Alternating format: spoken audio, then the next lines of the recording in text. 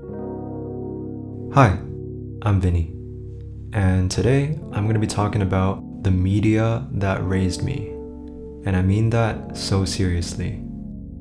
But before I yap your ear off, let me give you some background lore about me.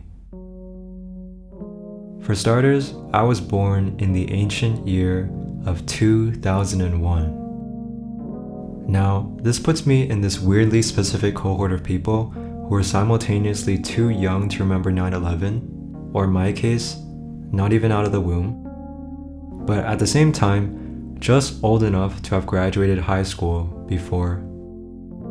Yeah. It seems like these days, everyone thinks you fossilize after turning 20, but I don't know, I still consider myself pretty young.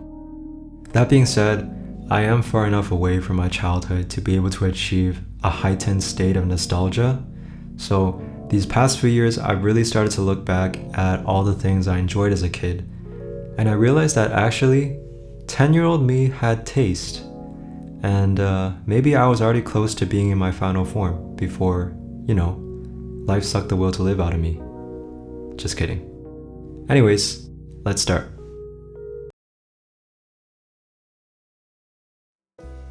So, I was a complete Nick and Disney kid, and the show that I loved the most was none other than iCarly.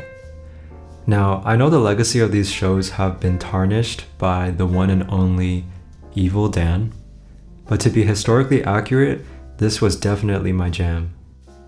I wanted to be a high schooler working on a hit web show with my two best friends. I wanted to live in Seattle and have a cool eccentric older brother named Spencer. I wanted to play Prison Break from my stalker fan's basement. Maybe not that last one. But honestly, I love this show, and it sent me down a rabbit hole of a string of other preteen dramas like Victorious, Wizards of Waverly Place, Good Luck Charlie, Shake It Off, you get it. Another one of my favorite shows was Arthur. For some reason, it felt different to me than other kids' shows. I don't know, it was pretty grounded in reality and actually touched on some pretty mature subject matters that might have gone over my head as a kid. And the writing for this show was fantastic. There was something so endearing and unique about this cast of anthropomorphic characters. I remember binging all of Arthur on YouTube over winter break, my favorite season being season 15, right before they decided to annihilate the animation. I also remember feeling strangely embarrassed to be watching this, which in hindsight is ridiculous, but to be fair, I'm pretty sure half my class had already moved on to shows like The Walking Dead or Breaking Bad. But still, I loved Arthur, Buster being the absolute GOAT, of course.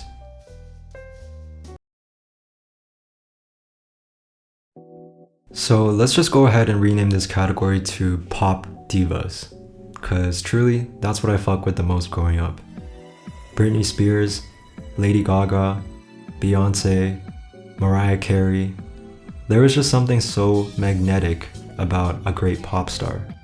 Even a kid like me could recognize they were true performers with a clear vision for their art. I remember watching their performances on the family computer, feeling both incredibly inspired and also like I was committing some kind of horrible sin. And well, to be fair, a 9-year-old probably shouldn't be learning about what a disco stick is or about the trials and tribulations of Britney Spears' life. But to be unfair, the music was damn good. It's funny because I think I was actually very afraid of Lady Gaga at the time, and yet Paparazzi was my most played song on my MP3 player. And if you haven't listened already, The Fame Monster and Blackout are two of the best genre-defining pop albums of all time.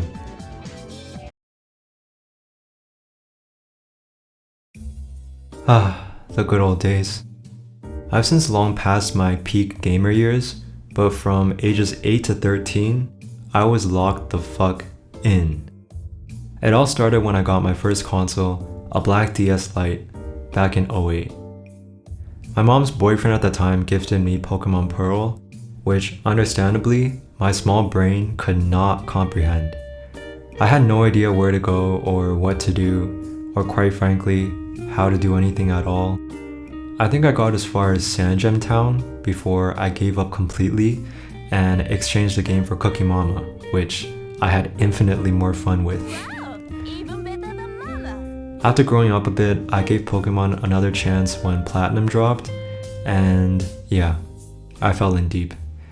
That was the first Pokemon game I ever completed, and by the end of it, my team consisted of one egregiously overleveled Infernape, and I loved it. Honestly, I'm glad I got to grow up in the golden age of these games. One of my core memories was going to EB Games on March 6, 2011. Yes, I remember the exact date, to buy my copy of Pokemon Black. The Gen 5 games were genuinely so good, and Unova is still my favorite region of all time. But besides that, I also loved the Wii. What can I say? I was a Nintendo kid through and through. I've got so many precious memories of playing this thing with my friends over summer break. Wii Sports, Wii Party, Mario Galaxy, Mario Kart, and don't even get me started on Rhythm fucking Heaven. This is my favorite video game series of all time, and Rhythm Heaven Fever is definitely the best one. If you've never heard of it before, it's basically a collection of bite-sized rhythm games. The soundtrack is full of non-stop bangers, and you can tell they put a lot of love into them. I mean, just take a look at these character designs. Also, in what is the most crazy crossover ever, Beyoncé was actually in a commercial for this game, where she talked about how much she loved Rhythm Heaven and her DS. Real recognizes real. But yeah, the Wii was probably the most social console I ever owned, and it really gave me an outlet to just laugh and scream and go crazy, like a repressed little kid should. And for that, I'll always be grateful. Around 12, I got my first laptop, and the first thing I did was install a fresh copy of Minecraft. It boggles my mind how much was added into Minecraft since I was a kid. I'm pretty sure the version I started playing on was 1.4.7, and now I think we're in the 20s or something. Damn. Anyways, the vibes of this game were immaculate. There was always this sense of peace and wonder just roaming around the world, and I'd spend hours playing adventure maps with my friends, hopping on servers, and eventually getting into mods and all that jazz. Fun fact, my first YouTube channel ever was dedicated to me blowing up Minecraft maps. I really thought my claim to fame would be demolishing Jerry's tree, but alas, we move.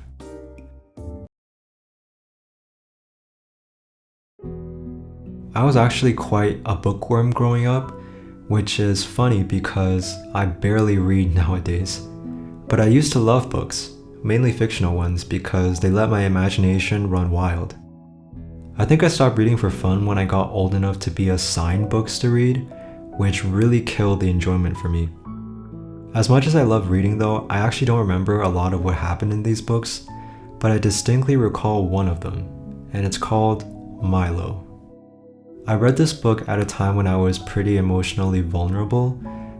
Due to life circumstances, we were about to move away from our first home, where we lived with my grandparents. This also meant I was going to be starting up fresh at a new school, and at the time, I really didn't know how to deal with change properly. There was this sense of grief I developed over leaving our old home, our old community, and all my friends, and I wasn't sure how to process it. But this book captured that feeling perfectly. It centers around a 13-year-old boy named Milo dealing with the loss of his mother. I know that's barely comparable to my situation, but it still resonated with me. Throughout the book, there's this deeply melancholic tone as Milo reminisces about the way life used to be. He struggles to accept his new reality where nothing's really the same. So yeah, this book helped me feel seen at a time when I was too young to really talk about these things with anyone else.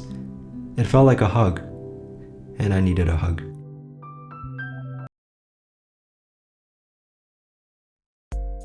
I didn't really get into anime until I was a high school freshman, so like around 14, which is honestly pretty impressive that I managed to avoid it for so long. The first anime I ever watched was Death Note, and it was definitely an introduction. I didn't really know what to expect when my friend recommended it to me, but what I ended up getting was this dark, enthralling, and emotional story that left me hooked. I vividly remember that winter, I'd come home from school, curl up on the bed, put this on, and push off all my homework till 10 p.m. No regrets.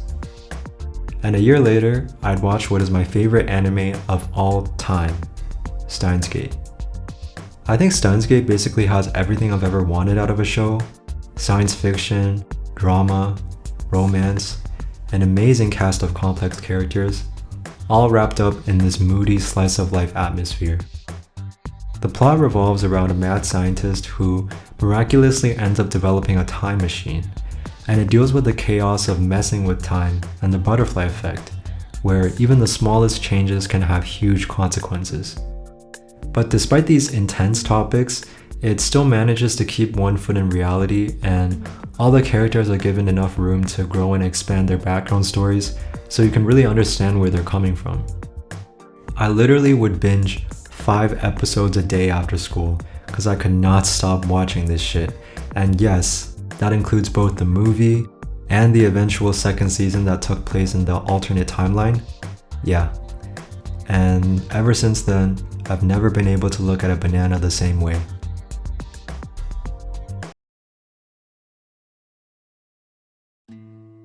YouTube was definitely a big part of my childhood, but the way I watched YouTube was quite different back then. Instead of watching specific creators, I basically just left it up to the algorithm to feed me viral videos. But since this site was a lot smaller back then, the big dogs were basically untouchable. So I got in a lot of Nigahiga, Domix, Captain Sparkles, Jenna Marbles, Vsauce. One summer evening though, after school, I was rotting in bed as usual when I came across a gameplay video of Super Mario 3D World. I never did end up getting a Wii U, so I'd vicariously play this game through others. When I clicked in, that's when I heard it for the first time. What up? It's Dashy!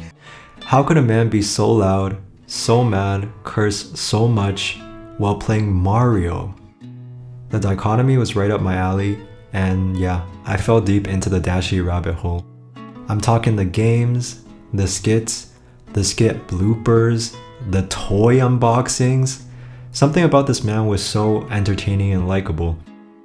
And yeah, I gotta give Dashi his flowers cause he's honestly gotten me through some of the darkest periods of my life and brought me so many laughs over the years. Which is why now, even a decade later, I still rock with his videos. Truly a living legend.